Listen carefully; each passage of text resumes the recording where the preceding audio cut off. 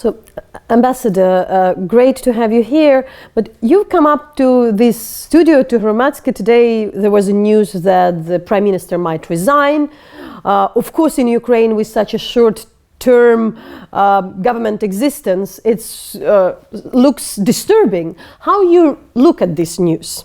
You know, how critical are these? We don't know the result yet, but in any case. And do we know fully the Prime Minister's motivation for this? And we definitely haven't heard yet anything from the President, who needs then to deal with that, either to accept it or then see how to move further. We have had, and me personally, I have had a very good working relationship with the government of Hromadske, with several ministers, and whatever way the political developments now go, this cooperation with the Ukrainian government will continue. But just generally the fact that you have sometimes such news, you know, to what extent it's, you know, it creates the good cooperation. Doesn't matter even if like the government doesn't reside in the end. Domestic politics is domestic politics, and in democracy it matters a lot, and things happen, and things may happen overnight, and it's only a proof of the vitality of the Ukrainian democracy. We found ourselves, unfortunately, Ukraine in this tragedy with the downing of the Ukrainian, this time passenger jet in Iran. And of course, it's a super difficult situation for Ukraine. There would be the investigation. However, Iran is a difficult counterpart as well. At the same time, we see that there is a pressure from the US for European Union to put more sanctions on the Iran. It's connected. There is, at the same time, this discussion about the nuclear deal, where EU has different stand compared to President Trump. But how we can, in this regard, that EU wants to maintain, you know, the nuclear deal and proper relations with Iran, that the Iran do what it has to do, in a way, provide the necessary ground for the independent investigation. Let the people be in there. Because our concern in the end that it won't be properly investigated without the pressure of, for instance, EU and the other countries. First of all, again, my condolences on this tragic downing of the airplane, or Ukrainian airplane. Secondly, I want to say I very much appreciated the way that Ukrainian authorities have dealt with this extremely complex situation. Thirdly, now on the international politics, these are separate issues.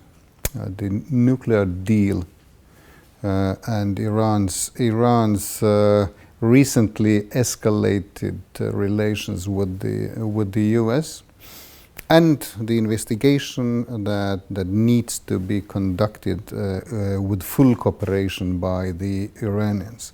And that is something that the EU has been consistent of, has called the Iranian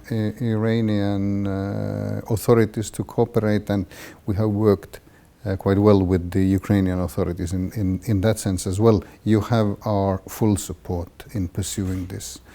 Justice needs to be done. And like, so there is no any discussion about further sanctions on Iran in this case, generally now? You mean in EU? Of course not because of this, because it's a different issue. The EU stands towards the nuclear deal has been quite clear. As one of the, you could say, initiators of this agreement, the EU feels very strong ownership of this agreement, and we absolutely maintain that this agreement is worth to be preserved. High Representative for EU's foreign policy, Josep Borrell, has issued statements, has called on Iran to de-escalate on that front as well, and not make statements or threats that could further jeopardize this agreement. These are very complex and tense foreign policy processes, and I hope you understand that I will not go into more details on that. There is a new European Commission. It's quite unknown for Ukrainians so far. So we know Minister von der Leyen, we not that know Mr. Borrell. Still, what we can expect, and especially now, what kind of signs of reassurance Ukrainians can have from Brussels in such a period when you have very difficult relations with President Trump. It's quite clear, honestly, for Ukrainians that despite everything, it's not the strongest ally any longer, disregarding, I'm speaking about the President Trump. Ukrainians are concerned by the notes of French President Macron about NATO. They are concerned about, Nord Stream deal with Germany. The Brexit is there.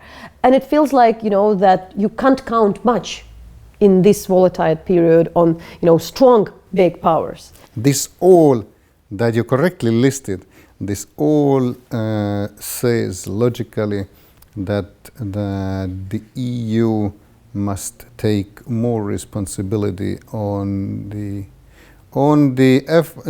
developments on the European continent, and that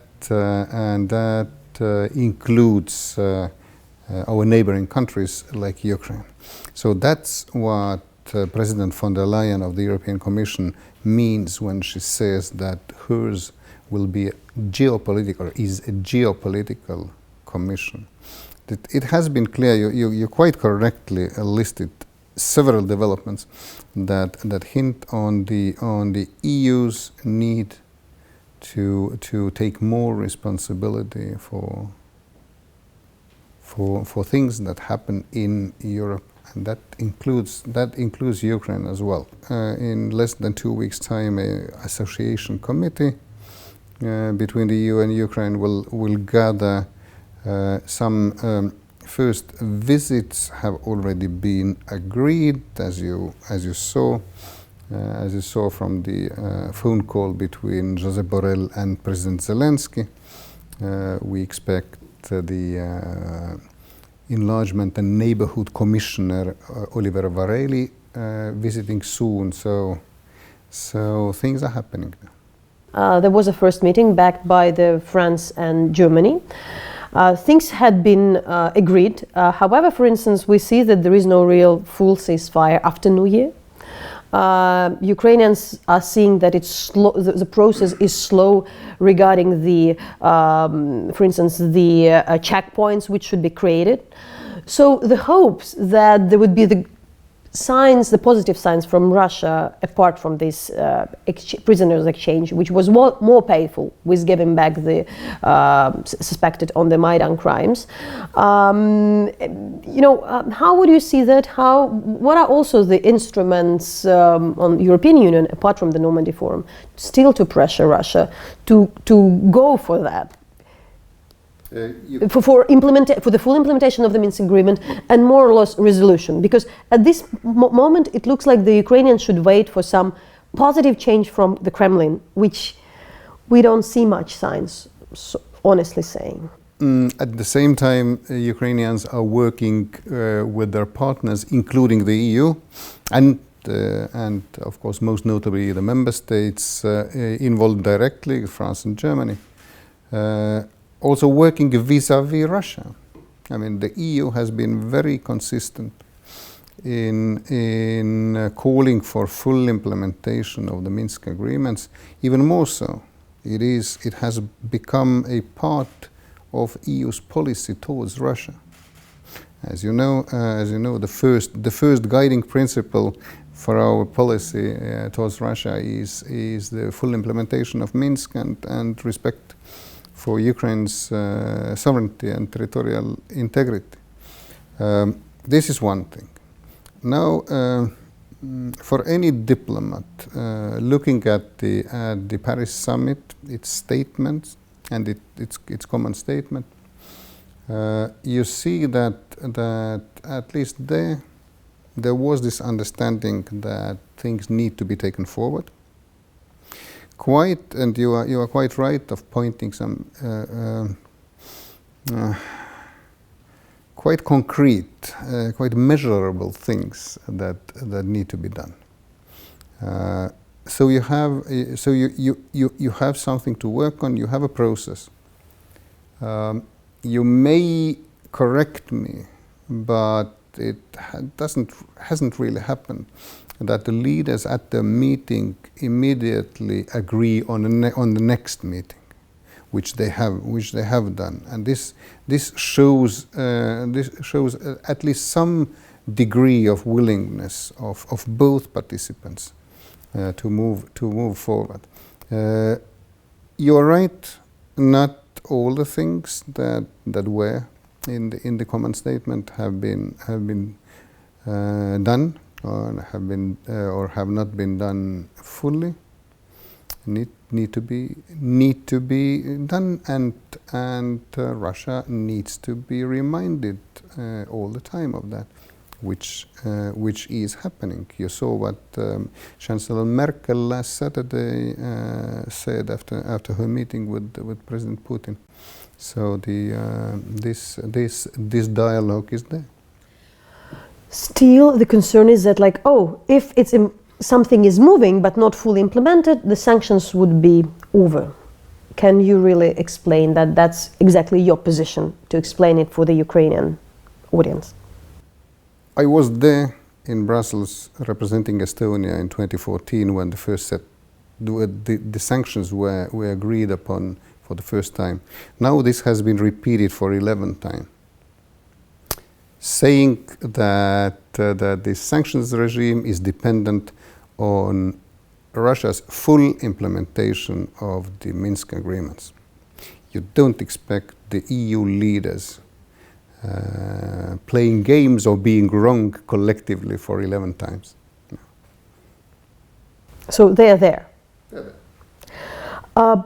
Going back to the one of the, in particular your issues, this is the implementation of the EU agreement by Ukraine, and of course the reforms which are there. How you generally assess, and if we are trying, of course, to be concise, what do you think are the priorities for Ukraine for the next coming year? What you would probably stress? What would be your marks that these are the crucial things? The agreement or the agreements that we have provide for a very comprehensive framework for a very deep relationship, especially in the economic field, but not only. And in the economic field, many things have been done under the current government and under the current composition of the Verkhovna Rada. Surprisingly to many, the unbundling in the gas sector was done. That enabled, that paved the way for this gas transit deal, where the EU Commission worked very well with our Ukrainian friends. In the field of economy, there are several things that have been done. Several laws, like law against anti-money laundering law, electricity regulator law, things that enable our closer cooperation. Economy and trade is definitely one area that this relationship can be deepened much more. And I happen to know the Ukrainian government and Deputy Prime Minister Kuleba has made no secret that this is one of the priorities for the Ukrainian government. go for a smoother movement of for industrial products between the EU and Ukraine. And I am hopeful that at the forthcoming Association Council meeting, we will hear news of this process. When it will take place? On the 28th of January. Agreements, treaties are good. But the most important thing is that these agreements open for us way to see each other more, to work together on many issues. I mean, start with the cooperation between businessmen who do this trade. On the Erasmus Plus student exchange, Ukraine is a star performer. All these and so on, all these things that would bring us closer together. We get to use to each other more and more, and that's what paves the way for further deepening of this relationship. Yet there is a group of the, let's say, reforms and the changes where there are concerns from the society. For instance, the whole reform of the law enforcement agencies and the justice reform, like the really independent courts, really independent prosecution. How do you see that?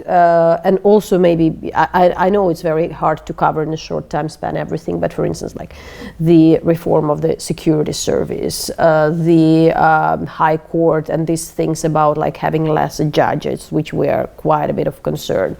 Really getting the really independent justice system, that is one part of it. What is your saying on that? And probably also we're looking at the land reform. We see that there are concerns in the society that to what extent it would benefit the citizens and how to really make such unpopular reform real. Yes. First of all, many things have happened recently on the fight against corruption as well, and that's something that the EU most wholeheartedly supports, because it is so important for Ukrainian people and Ukrainian society. That's one thing. So those developments like the high anti-corruption court starting working, adoption of the law criminalizing illicit enrichment and so on, is extremely important. 2 days ago, I was honored to speak to the government on the occasion of nomination of director to the National Agency for Preventing Corruption. The reform that Ruslan Ryabashapka is conducting in the Prosecutor General's office is a very positive thing. Now, yes, we have had concerns, and always I want to underline, the EU supports that, but it's for you. It's for Ukraine, for your society. There have been areas or laws that the EU has not been fully happy with. You pointed out the judicial reform. It is now it's now in the process of a new reflection. And we hope that some elements of the law will be amended, so that the EU could support this further. I cannot stress enough how important it is to have a reformed and well-functioning court system. Look at almost anything. Sometimes in internal discussions, we see intentions to do, like the land reform that you mentioned. One part of the concerns of the society are not economical, and they are about justice. Whether these ceilings that are there will be upheld, whether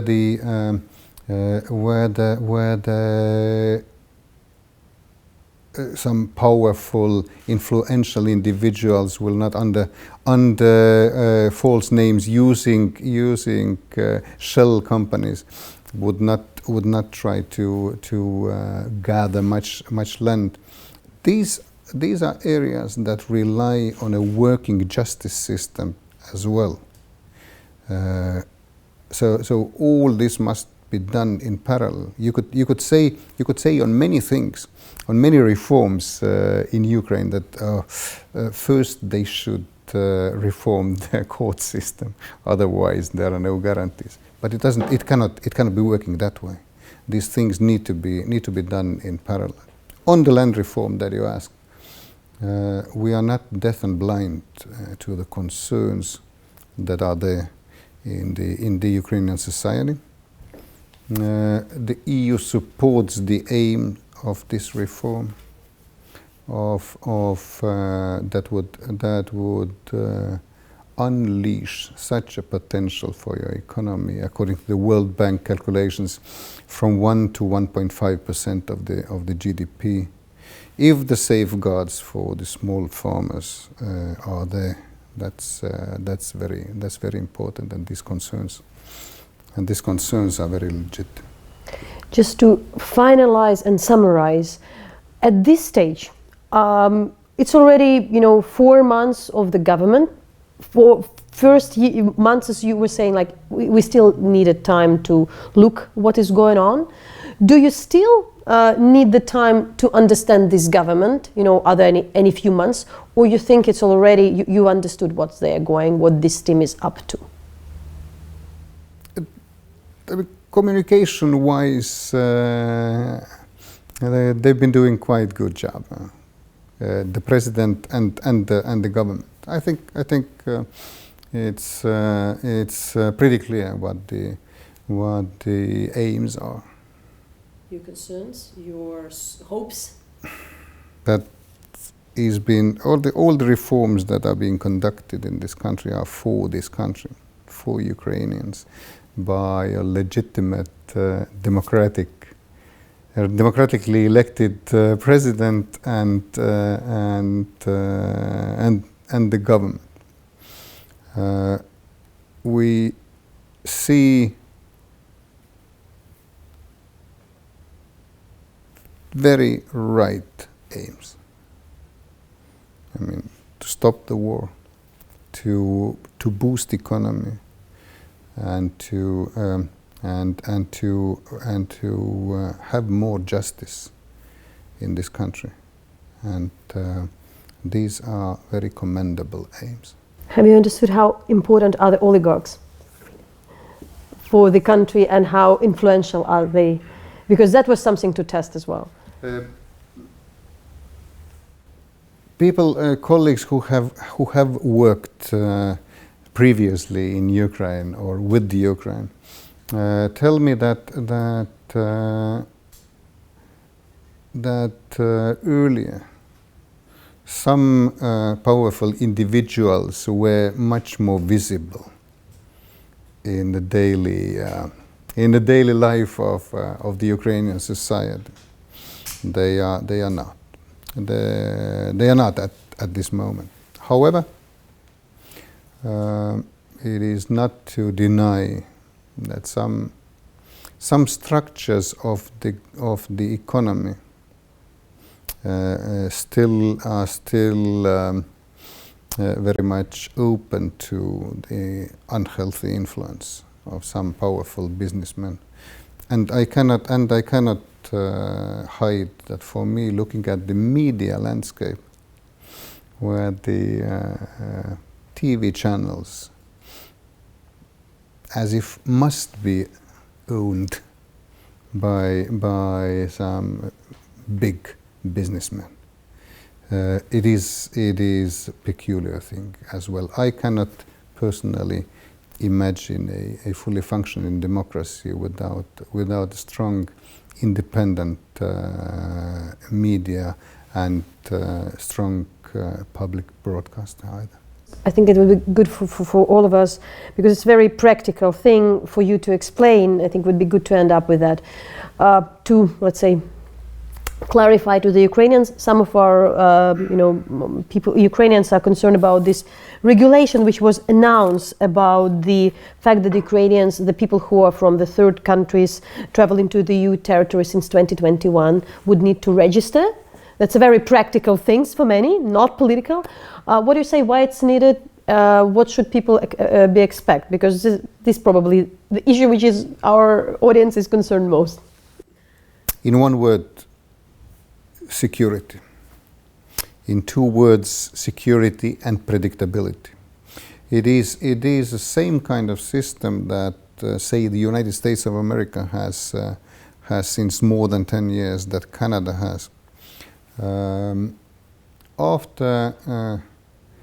Especially after the terrorist attacks in Europe, it was pretty clear, and I was working in Brussels and at that time, that the information gathering and sharing between the EU member states and in the EU overall must be strengthened. And this new system is overall, it ensures for the EU, or to be more precise, the Schengen area, ensures that all Schengen partners know who is entering to the Schengen territory.